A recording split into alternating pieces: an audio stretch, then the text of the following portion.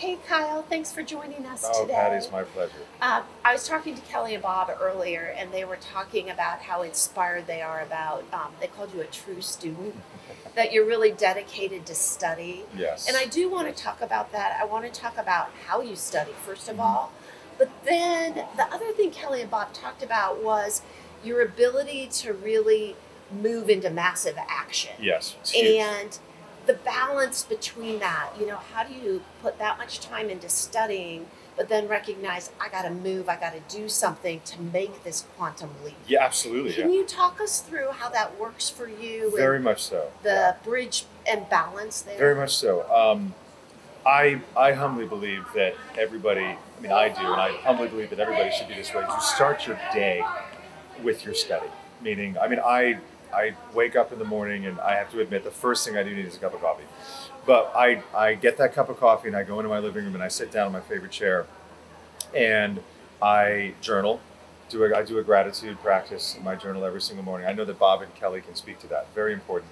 And it just centers you right away, because I think that 9 out of 10 people in this world, they wake up in the morning and the first thing or things that they think about are, what fires do I have to put out today? What problems do I have to solve? What's been bothering me that's still bothering me this morning? They're looking kind of for what's wrong, what they need to fix first off, and that sets what I like to call a baseline for your day. So I like to set my baseline from a place of gratitude, of what is going right in my life. Mm-hmm. What do I love about my life? Besides the coffee. Yes, but I'm doing, I'm drinking and doing the journal thing. And then I'll go into a meditation after that to really, just as Bob and Kelly would say, just bring it from my conscious mind into the subconscious mind, embody those thoughts and those feelings, emotionalize the gratitude. Also kind of set a vision. I do a lot of visualization. Visioneering, as Sandy Gallagher from Bob Proctor's team likes to call it. And then the meditation kind of gets me emotionally involved with the vision and where I want to go. And then I get up from the journaling, the meditation, centering myself, the gratitude practice. But then you got to get up and, as you put it, then you got to take action on the day. So how much time do you spend in your mornings? I would say a little bit over an hour. It comes out to about that. I would say that maybe 10, 15 minutes of the gratitude journal. And then I forgot about this. So then in between the gratitude and the studying, while I'm still drinking my coffee, that's when I study.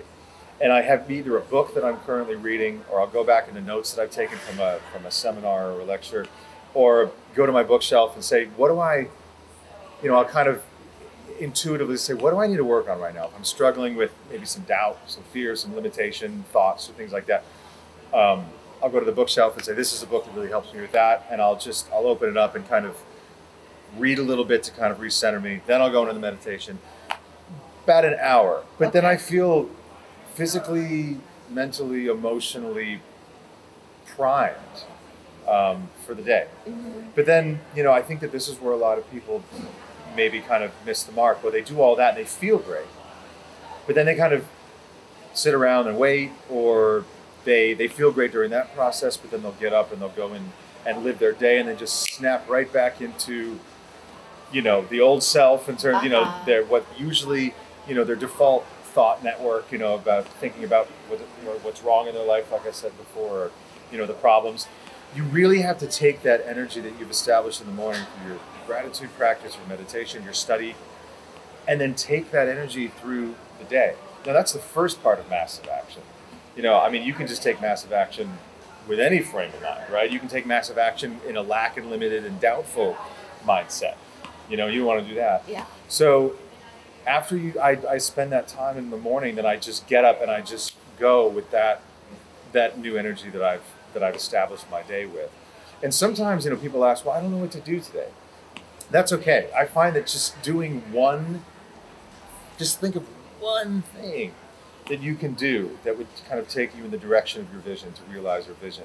And then sometimes just taking that step releases the dopamine, and then it triggers another thing that you can do, and then maybe you can string some things together. Or sometimes maybe it's just one thing that you feel great about, and then that's it. Because the idea is to stay in energetic vibration with your vision. and to not leave that energy, because once you've left that energy, you're back into your problems and your stressors. So what cues do you use? Like, I'm sure you, even as a grade student, get back into that mindset. Do you have, do you have to physically move around? Yes. Affirmations? Because everybody falls I back. have three main... How do you get back up into the vibe? It's such a good question, because back years ago when I first started this, I would feel, like I said, I would be in a great energy, and then something would happen, a trigger or a thought, and then I would just go into that lack, limitation, scarcity, doubt, fear, worry, anxiety thing, and then you're stuck there, and how do you get out? Yeah. I have three main things that I do. First is physiology, physical movement. I think Tony Robbins actually talks a lot about it. Just changing your physical position, stand up straight, shoulders back, superhero pose, whatever it is. I know it sounds so simple, but it really works. Because sometimes you find yourself, when you're stressing about things, your body, you kind of maybe collapse in on yourself, and your body energy kind of sneaks, into the floor or whatever. Stand up straight, look up, don't look down, just things like that. So physiology, number one. Affirmations, another big thing. Find affirmations, though, that you can connect to personally. I personally found that sometimes an affirmation, I am this, or I feel this way, if you don't feel that way in the moment, it could almost be counterproductive, because then you feel the separation from that. Sure. So people that are they look in the mirror and they're like, I am wealthy, but then they might be having money trouble at the time. And then their body immediately is like, no, you're not, you moron. You can barely pay your bills, whatever it is. And then it's counterproductive. Mm-hmm. So then now you feel even more depressed because you feel the separation from that affirmation. I found that start with affirmations that you can, get emotionally involved with right away. And then master those, and then build up to the big ones because you have to believe and emotionalize what you're saying. Otherwise, it's kind of counterproductive. And then the third thing, which I use most of all, is because we all have stressors, triggers that hit us during the day, or challenges that arise. And I found personally, for me, the other two, of course, but the third one is the biggest one for me. Have a vision, some very clear pictures of where you want to go, the vision that you have, what it would feel like, once you achieve that. And once you just take a minute, close your eyes, or even with your eyes open, just get that image in your mind, or images. Feel like you're already there. Do the best you can to feel like you're already there. And I found that for me, that recenters me. Moves you back. Moves me back into that, okay, And then and it also helps me to realize that whatever I'm going through that moment, as cliche as it sounds, this too shall pass. It's going to work out as long as I stay connected to where I'm going. Yeah. If I have the energy of where I'm going, I'm already there. I feel like I'm already there. Then I know that when that energy outweighs the energy of the doubt, the fear, the lack, limitation, worry, fear, anxiety, all that. Cool. So, what's your daughter's name? Isabella. Isabella's on her birth certificate. It's Izzy. Izzy. Not like 10. Even better. Yeah, it's Izzy. Let me ask you this. You obviously pay a lot of attention to your mindset and thoughts. And are you teaching this to her? Is she very much so. Learning it just because it's the way of life at your house? That's very so cool. Well, it's look, within reason. Kids need it more than we do sometimes. She's 10. I'm not going to beat her over the head with it. There's also a lot that she can't conceptually understand, of course. Yeah. So, but I try to find the children's book version, I guess, of this.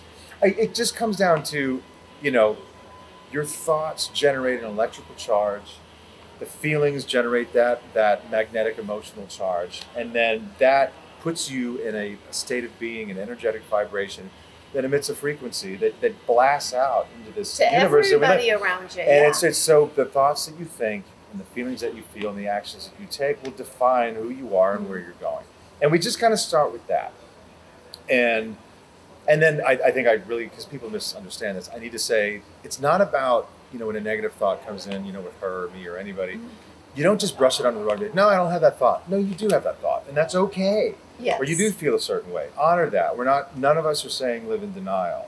Really, truly accept where you're at, what I'm thinking, what I'm feeling. Accept it, honor it, and And then once you've accepted that, then we all have the ability to choose another thought, to choose another feeling, to take ourselves to a different place. And sometimes you have to accept it in order to move on. I would say always Yeah. accept it, because otherwise, then you're just like, it's like staring at, I think Tony Robbins also said this in the back. It's like staring at a garden with weeds and flowers, and just being like, there are no weeds, there are no weeds, there are no. No, they're there. They're there. You go and pull them out.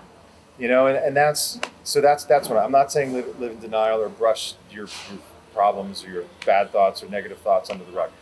Honor them, accept them. They're there. Pull them out. Like pulling out the weeds in a garden. Tend to your garden. I think that is your beautiful mind. Right. Yeah. I love it. Thank you. Oh Great God, it's my advice. pleasure. Thank you, Patty. I appreciate it. Thank you.